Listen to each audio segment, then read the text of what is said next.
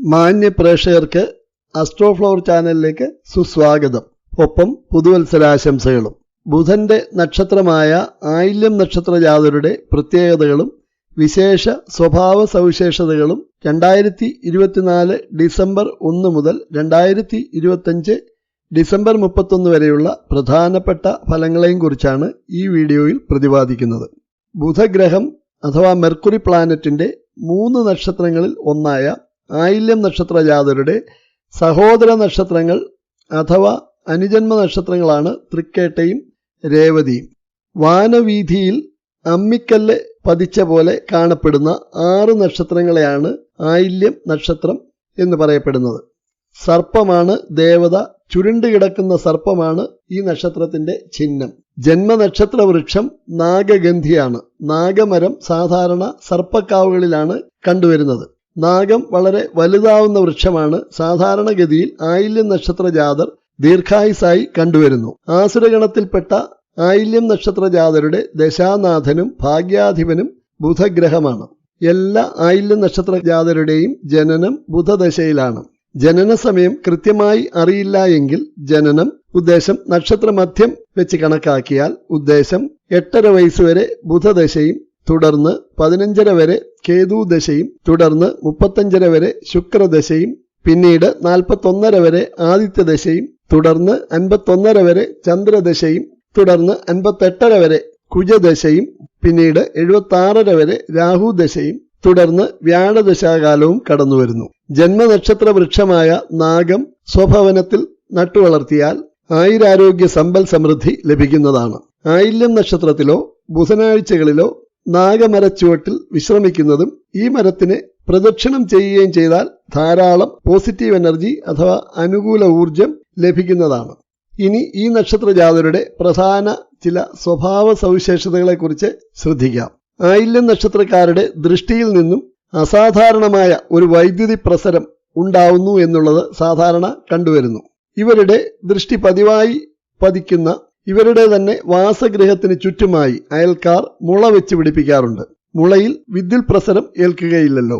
ആരെയും ആകർഷിക്കുന്ന സംസാര ചാതുരി, പെരുമാറ്റത്തിലെ മാന്യത, എത്ര ആൾക്കാരുടെ കൂട്ടത്തിൽ നിന്നാലും വളരെ പെട്ടെന്ന് ഇവർ ആകർഷിക്കപ്പെടുന്നു.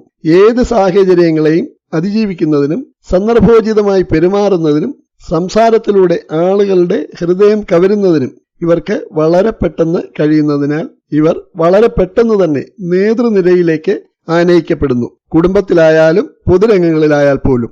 ബുധൻ ദശാനാഥനാകയാൽ എല്ലാവരെയും ഒരു നേരിയ സംശയദൃഷ്ടിയോട് മാത്രമേ ഇവർ വീക്ഷിക്കാറുള്ളൂ. തികഞ്ഞ സ്വതന്ത്ര ചിന്താഗതിക്കാരും മറ്റുള്ളവരുടെ ഉപദേശം ഇഷ്ടപ്പെടാത്തവരും പലരെ ഉപദേശിക്കുന്നതിൽ തൽപരരുമായിരിക്കും ഇവർ. ആരൊക്കെ ഇവരോട് എന്തൊക്കെ പറഞ്ഞാലും സ്വയം തീരുമാനിക്കുന്നത് പോലെ മാത്രമേ എന്തും ചെയ്യാറുള്ളൂ. പക്ഷെ തങ്ങളെ ഉപദേശിക്കുന്നവരോട് ഒരു സംശയവും തോന്നാത്തക്ക വിധത്തിൽ മാന്യമായി പെരുമാറുകയും ചെയ്യും.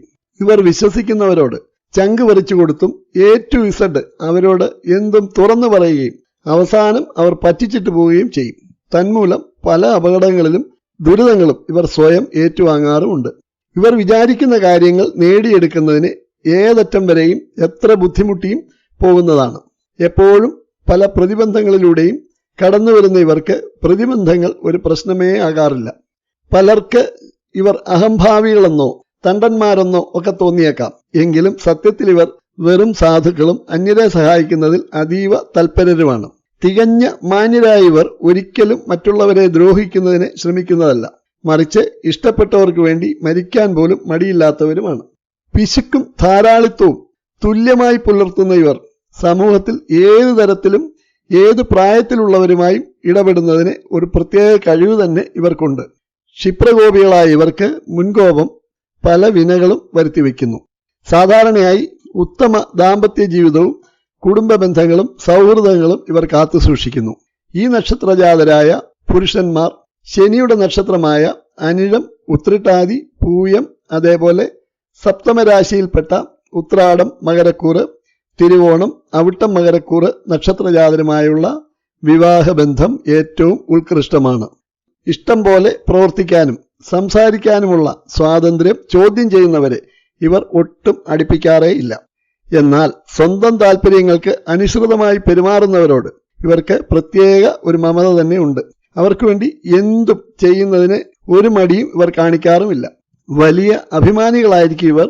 ഈ നക്ഷത്രജാതർ മിക്കവാറും ഭാഗ്യവാന്മാരും പ്രതാപശാലികളും ചിന്തിച്ച് പ്രവർത്തിക്കുന്നവരും ആയിരിക്കും.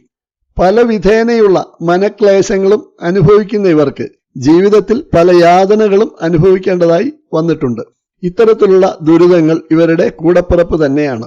ഇതിലൊക്കെ ഒരു കല തന്നെ കണ്ടെത്തി അതിനെയൊക്കെ അതിജീവിക്കാനുള്ള ഇവരുടെ കഴിവ് ശ്ലാഘനീയം തന്നെ.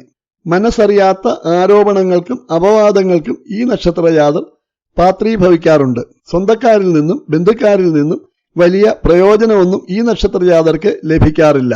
തന്നെയുമല്ല, പലപ്പോഴും തിക്താനുഭവങ്ങളുമാവും ഇവർക്ക് ലഭിക്കുക. ഈ നക്ഷത്രത്തിൽപ്പെട്ട സ്ത്രീജനങ്ങളെക്കാൾ കൂടുതൽ ശോഭിക്കുന്നത് പുരുഷന്മാരായി കണ്ടുവരുന്നു. ഇനി ഈ നക്ഷത്രജാതരുടെ വരും ദിനങ്ങളിലെ ഫലങ്ങളെക്കുറിച്ച് ചിന്തിക്കാം. ഒരു വ്യാഴവട്ടക്കാലത്തിൽ, അതായത് 12 വർഷത്തിലൊരിക്കൽ മാത്രം സംഭവിക്കുന്ന സർവ ലാഭസ്ഥാനത്തിലെ, അതായത് 11ലെ വ്യാഴകാലം ആയില്യം നക്ഷത്രജാതർ അനുഭവിച്ചു വരുന്നു. 2025 മെയ് 14 വരെ ഗുരു വാരിക്കോരി അനുഗ്രഹം ചൊരിഞ്ഞുകൊണ്ടിരിക്കും. കടബാധ്യതകളും പലവിധത്തിലുള്ള ദുരിതങ്ങൾക്കും ക്ലേശങ്ങൾക്കും ഒക്കെ മാറി പുതിയ ഒരു മാറ്റത്തിന്റെ കാറ്റ് വീശാൻ തുടങ്ങിക്കഴിഞ്ഞിരിക്കുന്നു ഈ നക്ഷത്രജാതർക്ക്. 2024 അവസാന മാസമായ ഡിസംബർ 16 മുതൽ ധനസ്ഥാനാധിപനായ ആദിത്യൻ ആരോഹണത്തിൽ നിൽക്കുന്നു. 2025 ജനുവരി 13 വരെ. ഈ സമയം നല്ല സാമ്പത്തിക നേട്ടം ഡിസംബർ പകുതി കഴിയുമ്പോൾ മുതൽ ആരംഭിക്കുന്നു.